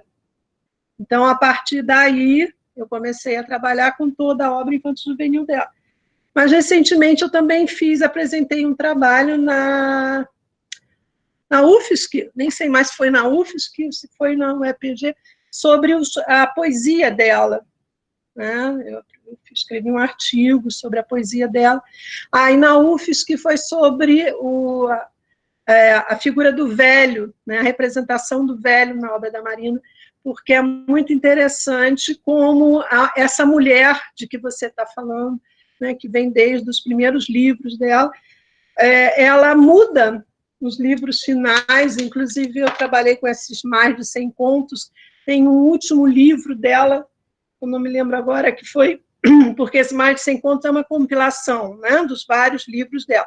Aí o último deles traz já uma mulher representada de uma forma diferente, embora ainda com uma perspectiva do feminismo, mas uma mulher madura, ela não é mais o centro da atenção, nem pelo erotismo, nem pela beleza, nem pela inteligência, ela é a idosa, né, a representação do conhecimento ali. Então, eu trabalhei essa perspectiva também, foram os últimos textos que eu trabalhei, que eu publiquei sobre a Marina, né? Mas é muito interessante, porque por mais que você estude você sempre vai encontrar alguma coisa nova para descobrir na obra dela, né? E eu tive, assim, a felicidade de conviver bastante com ela, até quando ela esteve em Paranaguá, né? Ela foi a Paranaguá com Afonso, e eu estive com ela bastante tempo. Anne também, Anne já foi embora, Anne também estava conosco. E em outros momentos também eu tive a oportunidade de conviver com ela, inclusive dela falar sobre o fazer literário dela, né? O processo de criação dela. É muito interessante, porque a gente fica com ela um pouquinho, aí ela tira aquele caderninho, assim, né, e começa a fazer anotações. Então, essas ligações da literatura dela com o cotidiano, com, sabe, a vida da gente, tem a ver com esse caderninho que ela está sempre lá, né? Então, eu acho que é uma autora que fascina. Eu, quando fiz a dissertação de mestrado, ela me mandou tudo que eu pedi a ela, ela me mandou, né? E continua me enviando os livros, de vez em quando eu publico, né? Boto no Face lá, olha, gente, fazer inveja para vocês, porque ela continua, todo livro que ela publica, ela me manda, né? Então, é uma pessoa fabulosa. Além de uma autora maravilhosa, ela é uma pessoa incrível. E ela agora, não sei se já nasceu o netinho dela, né? Estava para nascer o netinho dela. E ela não tinha netos ainda, e eu tenho bastante contato com a Eliana Yunes, que é muito amiga dela, que frequenta a casa dela, inclusive com o Afonso também, e a Eliana estava falando que estava para nascer, né? E é até interessante como uma mulher... Oi? A sua netinha não é também uma homenagem, o nome dela, para Marina? A minha neta é. A minha Marina, eu também tenho uma Marina, mas é muito interessante isso, porque ela só vai ser avó agora, né, aos quase 83 anos, né, porque ela tem as filhas, mas não tinha tido netos ainda. Então, esse trajeto, né, do feminino, eu acho que agora ganha até uma outra perspectiva, né? E só para terminar o comentário, uma coisa que eu acho muito interessante, que você abordou, Maísa, bastante a questão do feminismo, né, na obra da Marina, mas eu acho o feminismo na obra da Marina muito interessante, porque a gente tem outras autoras, como, por exemplo, a Ivana Arruda Leite, que eu gosto muito, né? A própria Lígia Bojunga também, que toca bastante na questão do feminino, mas a Marina é diferente de todas elas. A Marina traz o feminino nessa complexidade, e a relação da mulher com o homem nunca é uma disputa, embora o homem queira subjugar, como no caso entre as folhas do verde-ó, né, que o homem quer subjugar, mas o que a Marina traz no final é o seguinte: para que haja o encontro entre os dois, tem que haver um respeito, né? Não é subjugando que o homem vai conseguir o amor da mulher. E, por outro lado, não é a mulher querendo ser igual ao homem, é cada um guardando as suas particularidades, as suas idiosincrasias, né? Então, aí é que eles vão se encontrar. Quando a mulher pode ser a mulher inteira, isso está muito em contos de amor rasgados também, né? Quando a mulher pode ser a mulher inteira, e o homem é capaz de respeitar isso, né? O conto que me fez me apaixonar pela obra da Marina foi A Mulher Ramada, né? Que está no segundo livro da Marina, entre as folhas do 12 Reis e a Moça do Labirinto do Vento, e que traz bem essa questão do jardineiro cultivando essa mulher, tentando mudar essa mulher, né? E ele só vai conseguir amá-la totalmente, que ela seja bela, que ela se entregue no dia que ela respeita. Então, é assim, é uma autora, eu sou suspeita, porque todo mundo que é meu aluno conhece Marina Colaçante. Todos os meus alunos passam por Marina Colaçante, não tem como. Ainda mais que eu dou aula de literatura infanto-juvenil, não é? E sou apaixonada. Então, melhor parar por aqui, porque senão tem outra live só com os meus comentários. É isso. Ai, obrigada, Kátia. E seria maravilhosa outra live agora sobre a Marina, né? A gente aceita, tá? Não nem aguenta mais, Cris. Ficar com uma live e mandar outra. Vamos dar um tempo. Tem uma maratona de Se lives vocês quiserem agora. que eu fale sobre esse aspecto da obra dela, de infanto juvenil e tal, eu topo. Agora, hoje... Com certeza. Mas... Maísa, posso falar rapidinho aqui como é que tá o chat, galera? Mostrar o chat aqui para vocês. Maísa, só elogios para sua palestra /live. Todo mundo aqui muito animado para saber mais sobre a Marina. Eu mesma não conhecia a Marina porque eu sou muito nova na literatura. Estou descobrindo através dessas lives de quarentena. Então aqui tenho umas 5 abas aqui abertas só com o trabalho da Marina agora. Então, muito obrigada. E, professora Kátia, tem uma pergunta aqui da Carla Campos. Ela está falando que abordagem interessante e ela adoraria ter a oportunidade de ler esse material. Queria saber se está disponível em algum lugar, o seu material. Então, eu publiquei nos anais, né? Por exemplo, esse da representação da velhice, na obra da Marina, os contos, né, da Marina, eu sei que esse texto está nos anais do congresso que teve lá na UFSC, né? Eu posso passar depois direitinho o nome, porque a organizadora, que é a Eliane Debos, do evento, acabou de me mandar um e-mail dizendo que ficaria tudo online. Então, isso está online. Tem vários textos meus online. Eu estou para publicar o livro, eu tenho tanto texto sobre ela que eu queria publicar, né? Estou fazendo essa coletânea, porque eu nem sei mais o computador tem, mas online tem. Acho assim. Tá? É a representação da velhice nos contos de Marina Colação. Vai ficar mais fácil. E só para aproveitar a deixa aqui que pediram o material da Kátia, eu também tenho interesse tanto no material da Kátia quanto no da Maísa. Então, Maísa, se você tiver o que você analisou, né, para a gente acessar também, se você puder passar para a gente. Deve estar no banco, né? Não está, Marisa? Acho que ainda ele tem naquele academia.edu, ainda não tem no banco de teses, mas eu posso passar para a Jordana e ela compartilha, quem tiver interesse, tá bom? A minha dissertação está no banco de teses, né? Que é Muitos Caminhos para a Ana Z, onde eu analiso a Ana Z, onde vai você, com a perspectiva do imaginário, né? Que aí eu vou...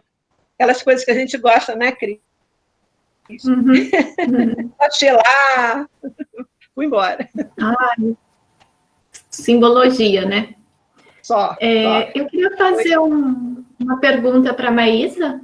Na verdade, é uma pergunta mais direcionada um pouco sobre o seu percurso pessoal. Como é que foi que você chegou até a leitura da Marina Colaçante? Como é que ela te pegou aí de jeito para fazer um estudo mais aprofundado, né? Você passou da leitora à pesquisadora. Então, se você pudesse falar um pouquinho como é que foi esse processo de leitura e de pesquisa acerca desse universo da Marina Colaçante. Então, eu começo ali na graduação, né? Eu fiz uma iniciação científica voltada para políticas públicas de leitura. Em um artigo ou dois, eu analisei as imagens de leitura e as imagens de leitura que tinha nos textos infantos juvenis. E aí, nessa procura, nessa leitura de vários textos, eu li o livro que é agora esqueci o nome, a Moça Tecelã. E aí eu comecei lendo, o primeiro que eu li, que eu me lembro de ter lido e ficado muito impactada, foi A Moça Tecelã.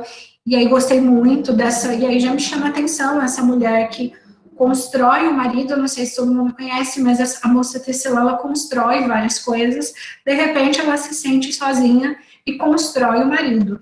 E aí esse marido começa a pedir que ela vá construindo, que ela vá tecendo várias coisas, ela precisa começar a tecer várias coisas, porque o marido solicita. E ela começa a tecer tudo que o marido vem pedindo. De repente ela se dá conta que é só ela puxar um fio, foi ela que teceu aquele marido, e ela puxa o fio. Quando ela puxa o fio, ela se vê sozinha de novo, mas ela também não se vê obrigada a tecer para ninguém. Então, me chama muita atenção.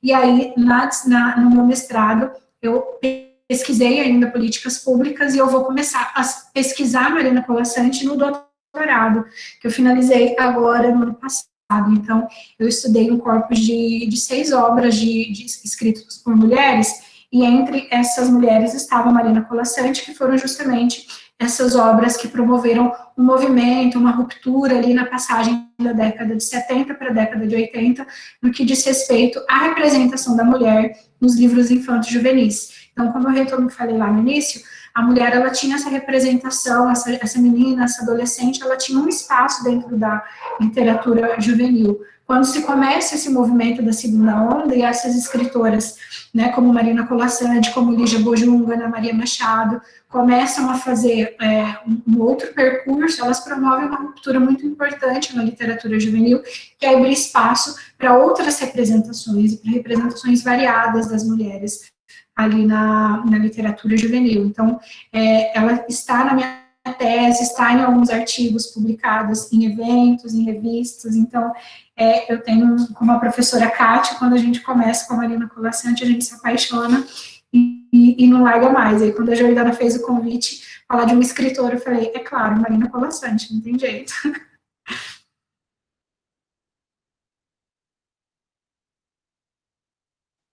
Muito bom. Eu acho que a Anne quer falar alguma coisa, Anne? Não, é que a Kátia falou que a imagem está congelada, e eu estava fazendo várias perguntas se vocês estão me vendo, aí falaram que não, agora está congelada. Não está congelada, a gente está te vendo, mas só está aparecendo sua boca. Então tá. Não, assim, parabéns a todos, né, como sempre, né, acho que já é a terceira vez que eu participo, né, e parabéns à Maísa, né, obrigada, né, por dividir tudo isso conosco. E assim, Marina e eu somos amigas de infância.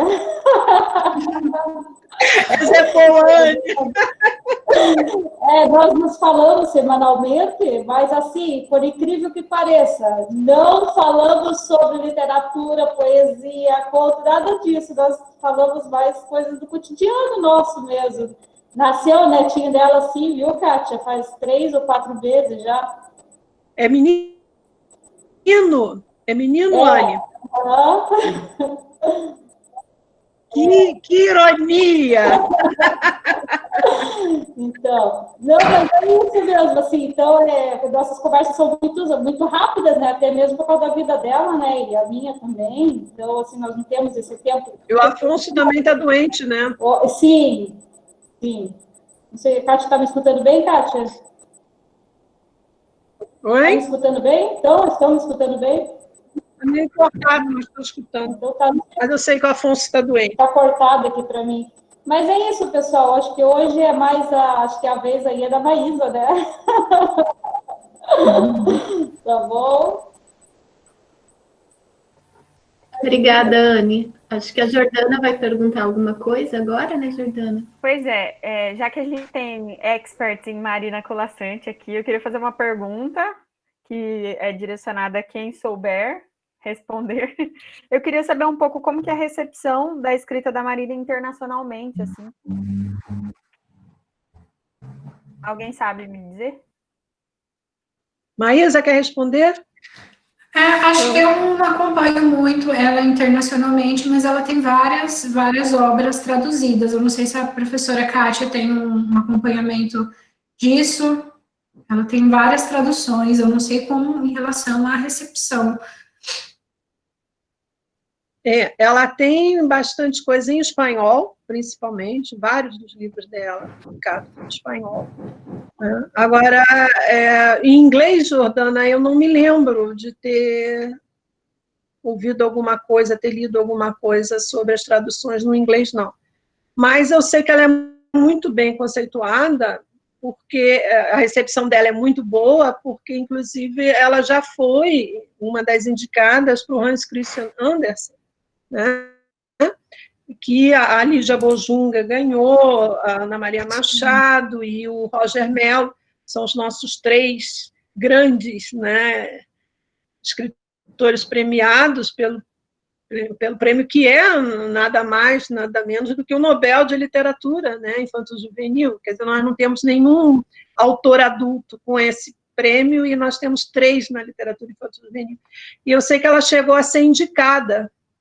Então, é assim, ela tem realmente... ela é muito bem conceituada. Ela também já esteve várias vezes na Feira de Bolonha.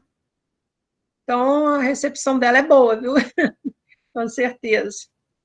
Eu tô perguntando porque eu tô com algumas ideias aqui já, porque eu tô pensando... eu também tô me aventurando agora, entrando para crítica feminista, Maísa. Eu até lembrei de uma coisa, vou fazer um comentário que legal. fazer um comentário rapidinho aqui, que eu até me lembrei, porque eu estou lendo essa semana a Rita Felsky, que fala da literatura depois do feminismo. Eu acho que não tem esse texto no português, né? Literature After Feminism. E ela vai problematizar, inclusive, isso que a Kátia levantou em um dos comentários que ela fez, sobre essa questão, né, de querer ser igual, né? A Kátia falou sobre a mulher querer ser igual ao homem, não querer ser no conto, né, no caso. E eu achei interessante porque eu fiz uma conexão, assim, na hora, porque a Rita Felsky, logo na introdução dessa obra dela, mais teórica, vai falar, ela levantou uma questão que eu não tinha ainda visto na parte de teoria de militâncias de minorias, assim, né? Então, a gente tem a teoria queer, enfim, e daí na teoria feminista ela vai levantar essa problematização de que na verdade, a luta não é ser igual mesmo. Quem está brigando por igualdade está brigando por algo errado, porque não é igual, né? Então, ela vai até falar que quando as pessoas falam que, no fim das contas, além da cor, além de não sei o quê, além de tantas características, no fim somos todos iguais. É mentira, não é. Ela até vai falar assim, no final, parece que quem está falando isso é um homem branco da Universidade de Yale. Porque é isso que parece, é essa pessoa que se sente igual. Os outros não são iguais. E, na verdade, assumir que todo mundo é igual de alguma forma é negar você encarar as diferenças. E, na verdade, é que a gente tem que lidar com as diferenças, né? As mulheres não são iguais aos homens mesmo. Elas têm as suas características, mas que elas precisam ser levadas a sério, de alguma forma, né? E aí ela vai... Eu não vou entrar aqui na teoria agora, mas só porque eu lembrei disso, assim, na hora que você falou. Jordana, a Marina tem um texto chamado Por que Perguntam se Existimos? Um texto em que ela fala justamente sobre essa coisa do fazer literário, né, feminino, dessa pergunta sobre a qual a Maísa falou, que perguntam sempre se existe literatura feminina ou não.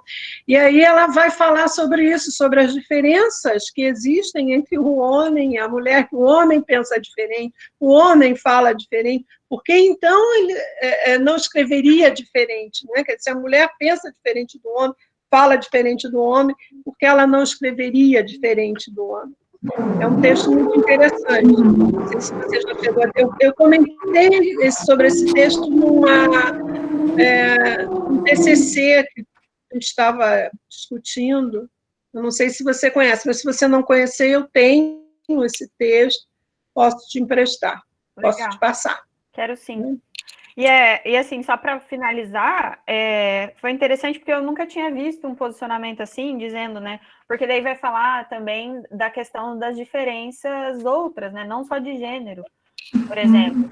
Então, teve uma live também, vou até fazer uma promoção aqui, promover, né, na verdade, as lives que estão acontecendo riquíssimas, que inclusive foi uma conversa com a Andressa e com o Fê, na semana passada, se eu não me engano, com o Alisson, né, que falou um pouco sobre... Me ajudem, eu esqueci o título da conversa de vocês, mas a gente entrou na questão até de falar sobre o discurso, né, como que o discurso, ele está carregado dessas questões, e até porque a gente falou sobre o uso da palavra presidente e presidenta, né, por mais que presidente seja considerado neutro, socialmente, né, historicamente, não é neutro, porque nunca uma mulher tinha ocupado aquela posição. Então, não tinha como aceitar a neutralidade dessa palavra, assim, porque não era. Né? Se fosse histórico o processo da neutralidade e as mulheres também ocuparem aquele espaço, tudo bem, mas não é. Então, foi por isso que bateu-se na tecla de usar a presidenta, por exemplo, né? Para enfatizar que é a primeira vez uma mulher eleita no Brasil, numa democracia, enfim. Então, oi, gente, boa noite. Sim, Jordana, que a gente, na verdade, só para te ajustar a nossa live, foi que a gente estava desconstruindo a questão dos gêneros na linguagem e também trazendo a questão da não binariedade. Aí, por isso que eu estou citando a nossa live, rapidamente aqui falando como boa noite a todas, já que é uma maioria, a gente também comentou sobre esse assunto, só tem... Oi, Fê. Oi, Kátia, só tem eu e o Vitor aqui de representante. Cadê os homens? Cadê os homens aqui nas lives também para discutir? Gente, a gente tem que sair do campo, a gente tem que, sabe, subir barreira. Só as mulheres têm que sair para o nosso campo? Não, a gente também tem que entrar no campo de vocês também. Ah, tem o Jamil também. Tem o Jamil também. O Jamil já está formado e está aí. Não, né? é que eu não vi os nomes no chat, eu só consigo ver a cara do Vitor Hugo. Para dizer que eu estou muito feliz em estar aqui novamente. Eu saí de uma live correndo e vim para cá, porque agora a nossa vida é composta por lives. Da jornada do nosso Letrascast, por sinal, um adendo rápido. Amanhã a Cris vai estar com o nosso Letrascast, rapidamente falando, não percam. Eu ia fazer um comentário mais para o final. Eu tenho uma experiência com a Marina Colasanti que é um pouco engraçada. Conheci pela Kátia, logicamente, mas depois eu conheci melhor com outro professor, que a gente trabalhou no PIBID, que a gente trabalhou com uma possibilidade de leitura para as crianças, como prática, né? Até para te levar mais as mulheres dentro das escolas, que é uma coisa que é muito rara, sempre são autores masculinos, sempre. E Maísa, tu falaste uma coisa muito, muito legal, que foi como a Marina, ela está em todos os lugares e ela faz essa experiência na literatura dela. Eu estava voltando para casa, essa noite eu tinha voltado da universidade, moro aqui no Rio de Janeiro, na RJ, estava voltando à noite. E aí o que aconteceu? Acho que eu já contei para a Kátia, não sei se ela vai lembrar, contei também para a Fátima também. Eu voltando, e aí eu fui pegar quem estava lá na estação lendo os contos. A Marina Colasanti estava no metrô, assim como porque lá criaram, que aqui no Rio criaram os espaços, agora com a pandemia deve estar tudo paralisado, que se chama Estação Metrô Rio, que é espaço onde artistas independentes fazem suas apresentações, até porque ficou proibido, né, entre aspas, que fizessem atividades artísticas dentro dos vagões, porque diz que atrapalha, enfim, umas frescuras.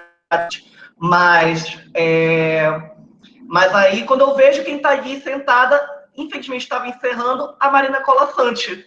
Então, assim, é engraçado a gente ver, porque geralmente a gente tem que tomar muito cuidado quando a gente vai ler uma obra, a gente não associar a obra ao autor, a gente tem que tomar muito, muito cuidado. Mas é interessante como ela consegue, como ela mesma introjeta isso da escrita dela, o que torna algo mais simples e, pegando um pouco a fala da Anne, parece até que a gente conhece bastante há 1000 anos, quando a gente faz uma leitura, e de tão simplificada que é, e tão representativa. A Moça Tecelã, para mim, marcou o meu conhecimento que eu tive com relação à Marina. Então é isso, o comentário, só reforçando o que a Jordana falou, foi uma questão de desconstruir a questão da linguagem, né, nas questões de gênero e da não idade. E também dizer que eu estou muito feliz em rever todas as mulheres, rever Jordana, rever a Cris, rever a Kátia, que eu já não via há tanto tempo também, e a da gente, que eu já não revia há 3 anos, e foi minha professora de Psicologia da Educação, também estava aqui com a gente, fiquei super feliz. Então, é isso, só um comentário breve e o resto com vocês. Um beijo. Obrigada, Felipe. Então, só encerrando o que eu tinha puxado aqui com o Felipe, de promover também o Letras Cast deles, né? Mas, enfim, foi isso que me ocorreu quando eu estava pensando no comentário da Kátia. E, para terminar, o que eu queria falar é que eu estou muito apaixonada pela noite de hoje. Obrigada, Maísa, porque foi um presente. Eu acho que todos os encontros que a gente tem tido, eu tenho falado para a Kátia. Kátia, para a Kátia não, desculpa, para a Cris. Fala, Cris, para mim isso não é trabalho nenhum, isso é deleite, Ai, gente, que coisa mais gostosa que é estar aqui quinzenalmente conversando sobre literatura, é maravilhoso, e ainda literatura produzida por mulheres tão sensacionais, né? Eu quero passar agora a palavra para a Cris. Que você falou aí de presente, né? A fala da Maísa foi um presente, a presença da Kátia, um presente, a de todas e todos aqui presentes. E quando a Maísa começou lendo esse texto da Marina, eu sei, mas não devia, esse texto, Maísa, eu usava, quando eu comecei a lecionar na universidade, eu usava como meu texto de despedida numa turma. Então, eu sempre lia e dizia assim, olha, eu não posso dar um presente para cada um, mas eu vou deixar um presente que é um texto literário. Só que a última vez que eu fui ler esse texto, eu não dei conta, porque eu comecei assim, o coração veio na garganta, e eu comecei a tremer de emoção, porque é um texto que me pega muito de jeito, ele fala, conversa muito comigo. Então, eu acabei chorando e interrompi a leitura, não dei conta de ler. Então, eu parei de ler esse texto como despedida e como um texto presente. Mas eu adorei muito a sua presença, adorei a lembrança desse texto. Eu acho que se você não tivesse lido, eu ia ler um pedacinho dele, não ia dar conta de ler ele na íntegra, mas um pedacinho, pelo menos, eu acho que eu iria ler, porque é um texto que traz muita reflexão, né, sobre a nossa conduta, nosso comportamento, nosso silenciamento e nosso sofrimento também, né, enfim. Então, agradeço mais uma vez sua presença, agradeço a presença da professora Kátia e a de todos e todas que estão aqui. E também concordo. Eu quero agradecer. O trabalho é maravilhoso, eu quero trabalhar assim para sempre. Sim, eu quero parabenizar muito vocês pelo projeto, porque eu acho que quando a gente vai lendo e vai discutindo essas escritoras em sequência, a gente vai percebendo o quanto que a gente tem uma produção de mulheres tão vasta, tão diversificada, falando seja dessas relações de poder, seja da violência, seja da condição da mulher de modo tão diversificado, e é muito gostoso a gente acompanhando e vendo que a gente tem uma produção sólida, como a da Marina Colasanti, de outras escritoras, esse resgate, esse encontro, ele é muito importante, mesmo que essas escritoras já estejam consolidadas, já tenham um mercado, já tenham um público, já tenham um reconhecimento, é importante, porque a gente precisa falar sobre essas vozes, sobre essas reflexões. Eu quero agradecer muito a participação de vocês, o dia de hoje. Hoje eu fiquei o dia às voltas com textos da Marina Colasanti, pensando na minha fala, pensando nas reflexões, então foi um dia todo voltado à Marina Colasanti, então para mim também foi um grande presente estar aqui com vocês. Rapidinho, pessoal, obrigada por me convidarem também. Viu? Falar sobre Marina é sempre um prazer. Podem me convidar toda vez que vêm falar sobre Marina. A gente que agradece, Kátia, Maísa. E acho que encerramos por aqui, né? A Anne... Sim, mas alguém... A Anne pediu para encerrar com poesia. Eu não tenho nenhuma poesia aqui da Marina Colasanti. Não sei se Maísa ou Kátia tem alguma aí também não preparei a mão que poderia encerrar com... A Kátia já foi buscar. A Kátia vai pegar uma. Então, se você quiser encerrar com a leitura de um poema. Então, eu estou aqui com 2 livros dela que eu trabalhei agora, que são livros, a princípio, infantis, classificados e nem tanto, e mais classificados e nem tanto. Mas é uma coisa muito interessante, porque eles são classificados como infantis, porque eles são ilustrados e tal, mas tem poemas aqui que não tem nada de infantil, sabe? Eles são...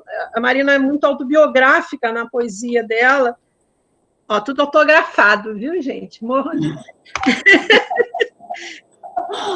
Então, ela tem coisas assim que não tem, sabe, que não são mesmo... Deixa eu ver se eu acho aqui algum... É que esses daqui são todos poemas bem curtos, né? Deixa eu ver aqui.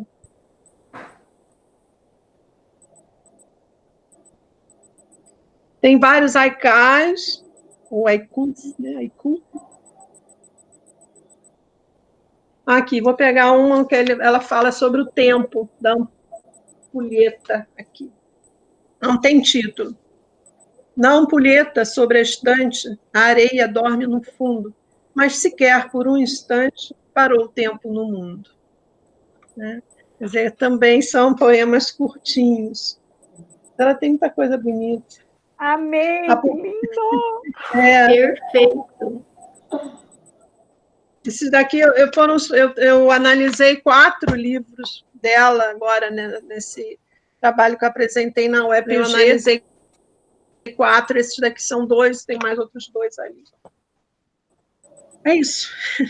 Então é isso, gente. Um beijo. Acabou. Obrigada. Um beijo para vocês, obrigada. Até a próxima. Até a próxima. Espero ver Tchau, você nas pessoal. próximas, Maísa. Vem participar com a gente. Claro, com muito prazer. Antônia, a próxima é terça-feira que vem? Daqui 15 dias. 15 dias. Nós já vamos estar em aula, né? Sim. Sim. Vou ver se eu vou conseguir o horário da aula, que a minha aula é às 7 com o pessoal de inglês, que aí todo mundo me pede para trocar. Vamos ver se a gente consegue. Tá, depois a gente combina, então, Kátia. Tá bom, querida. Também pode rever o horário, o dia. Isso. Se for te atrapalhar, a gente revê daí. Não, por mim não, porque eu não tenho a segunda aula, mas eu não sei para os alunos como é que isso fica, se nós vamos continuar a dar aula no horário direitinho, sabe? Porque aí eles terão a segunda aula, e aí não dá para